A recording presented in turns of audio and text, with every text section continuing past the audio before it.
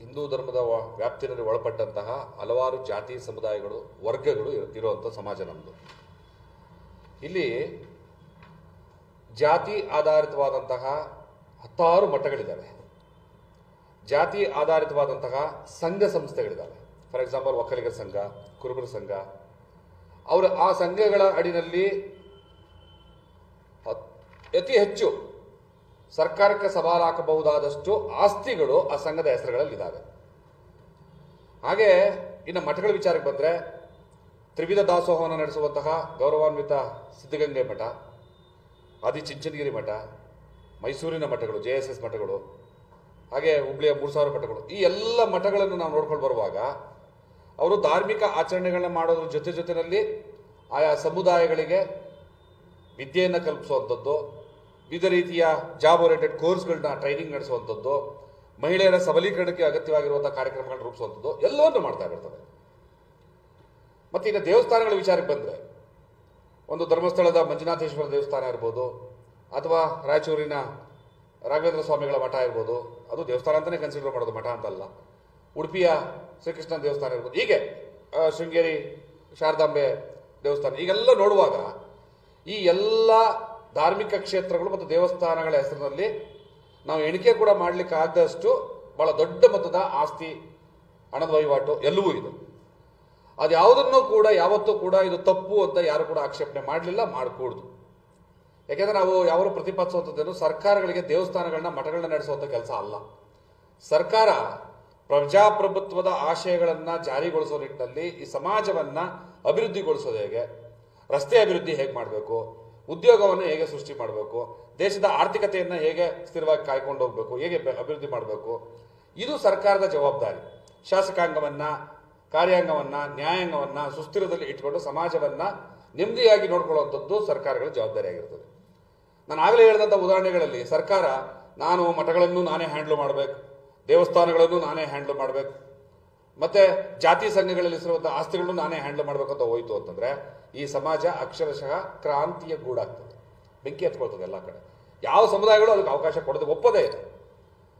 ಈಗ ವಿಷಯ ನಿಜವಾಗ್ಲೂ ಹಿಂಗಿರುವಾಗ ಮುಸಲ್ಮಾನರ ಅಭಿವೃದ್ಧಿಗೋಸ್ಕರ, ಅವರ ವಿದ್ಯಾಭ್ಯಾಸಕ್ಕೆ, ಅವರ ಧಾರ್ಮಿಕ ಆಚರಣೆಗಳಿಗೆ ಸಂಬಂಧಪಟ್ಟಂತೆ, ಅಭಿವೃದ್ಧಿಗೆ ಸಂಬಂಧಪಟ್ಟಂತೆ ಮುಸಲ್ಮಾನ ಸಮುದಾಯದವರು ನೀಡಿರುವಂತಹ ದಾನ ದತ್ತಿ ಆ ಆಸ್ತಿಗಳನ್ನು ನಾನು ಕಂಟ್ರೋಲ್ ಮಾಡ್ತೀನಿ ಅಂತ ಸರ್ಕಾರ ಹೋಗೋದು, ನಾಳೆ ಬೆಳಗ್ಗೆ ಸಿದ್ಧಗಂಗೆ ಮಠದ ಮೇಲೆ ನಾನು ಕಂಟ್ರೋಲ್ ಮಾಡ್ತೀನಿ ಅಂತ ಹೋಗೋದು, ಇವೆರಡರನ್ನೇ ನಾವು ಒಂದು ಪರಿಶೀಲನೆ ಅಥವಾ ವಿಮರ್ಶೆ ಮಾಡಿದ್ರೆ ಏನಾಗ್ಬೋದು? ನಾನು ಸಿದ್ಧಗಂಗೆ ಮಠವನ್ನು, ಆದಿಚುಂಚನಗಿರಿ ಮಠವನ್ನು, ಶೃಂಗೇರಿ ಮಠವನ್ನು, ಧರ್ಮಸ್ಥಳದ ದೇವಸ್ಥಾನವನ್ನು ನಾನೇ ಹ್ಯಾಂಡಲ್ ಮಾಡ್ತೀನಿ, ಇನ್ನು ಮುಂದೆ ನಮ್ಮ ಅಧಿಕಾರಿಗಳು ನೋಡ್ಕೋತಾರೆ, ಇವ್ರು ಯಾರು ಇಲ್ಲಿ ಇರ್ಕೂಡ್ದು, ಸರ್ಕಾರದ ಆಸ್ತಿ ಅಂತ ಹೊರಟ್ರೆ, ಅಟ್ ದ ಸೇಮ್ ಟೈಮ್ ವಕ್ಫ್ ಏನು ಮುಸ್ಲಿಂ ಸಮುದಾಯ ನೀಡಿರುವಂತಹ ದಾನ ದತ್ತಿಗಳನ್ನು ನಾನು ಕಂಟ್ರೋಲ್ ಮಾಡ್ತೀನಿ ಅಂತ ಹೊರಟ್ರೆ ಏನಾಗುತ್ತೆ? ಈ ಎರಡೂ ಕೂಡ ಸರಿಯಲ್ಲ ಅನ್ನೋದು ನನ್ನ ಭಾವನೆ. ಸೊ ಹಾಗಾಗಿ ಸರ್ಕಾರ ಒಂದು ಕೋಮುವನ್ನು ಗುರಿ ಮಾಡಿಕೊಂಡು ಸಮಾಜದ ಶಾಂತಿಯನ್ನು ಕದಡುವಂಥ ಕೆಲಸವನ್ನು ಮಾಡಿಕೊಡೋದು. ಮತ್ತೆ ಇಲ್ಲಿ ಮುಖ್ಯವಾದ ಜವಾಬ್ದಾರಿ ಕಾಂಗ್ರೆಸ್ಸಿನದು. ಯಾಕಂದ್ರೆ ಈಗ ಅರ್ಥ ಆಗಿದೆ ಬಿಜೆಪಿ ಸರ್ಕಾರ ಅಲ್ಪಸಂಖ್ಯಾತರ ವಿರುದ್ಧ, ಹಿಂದುಳಿದವರ ವಿರುದ್ಧ ಏನೆಲ್ಲ ಷಡ್ಯಂತ್ರಗಳನ್ನ ರೂಪಿಸ್ತದೆ ಅಂತ.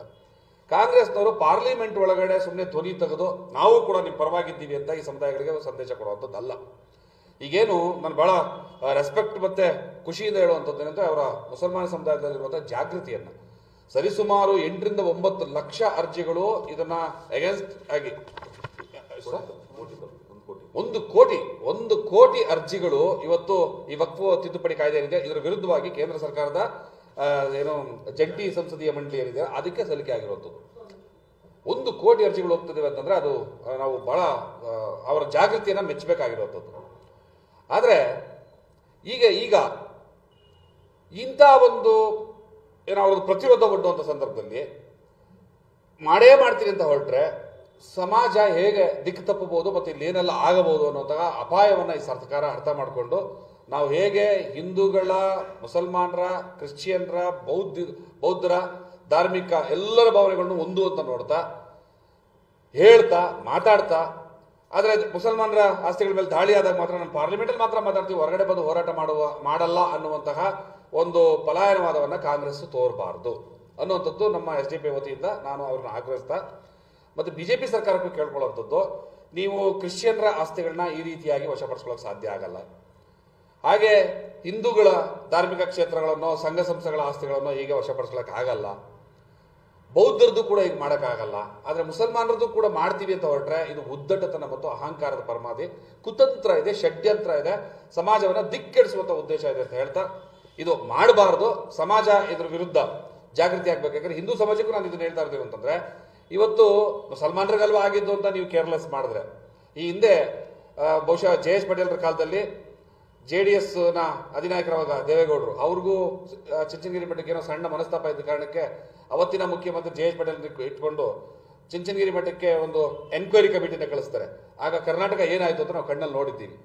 ಹಾಗೆ ವೈಯಕ್ತಿಕ ದ್ವೇಷಗಳನ್ನ ತೀರಿಸ್ಕೊಳ್ಳೋದಕ್ಕೆ ಇವರು ಯಾವ ಶೂದ್ರರ ಮಠಗಳ ಮೇಲೆ, ಅಲ್ಪಸಂಖ್ಯಾತರು ಮತ್ತೆ ಅಸ್ಪೃಶ್ಯ ಸಮುದಾಯದ ಮಠಗಳು ಕೂಡ ಇವತ್ತು ಅಸ್ತಿತ್ವದಲ್ಲಿದ್ದಾವೆ, ಇವ್ರ ಮೇಲೆ ದಾಳಿ ಮಾಡೋಕೆ ಶುರು ಮಾಡಿದ್ರೆ, ಇವತ್ತು ಮುಸಲ್ಮಾನರಿಗಲ್ವಾ ಅಂತ ಸುಮ್ಮನೆ ಇದ್ರೆ ನೀವು ಅಸ್ಪೃಶ್ಯರು, ಹಿಂದುಳಿದವರು, ನಾಳೆ ನಿಮ್ಮ ಮಠಗಳಿಗೆ, ನಿಮ್ಮ ಜಾತಿಯ ಸಮುದಾಯಗಳ ಆಸ್ತಿಗಳ ಮೇಲೆ ಕೂಡ ಈ ರೀತಿಯಾದಂಥ ನಿಯಂತ್ರಣವನ್ನು ತರುವಂಥ ಕೆಲಸವನ್ನ ಈ ಸರ್ಕಾರಗಳು ಮಾಡ್ತವೆ. ಇದನ್ನ ಜಾಗೃತಿ ವಹಿಸಬೇಕು ಅಂತ ನಾನು ಎಲ್ಲರಲ್ಲೂ ಕೇಳ್ಕೊತಾ ಇದ್ದೀನಿ.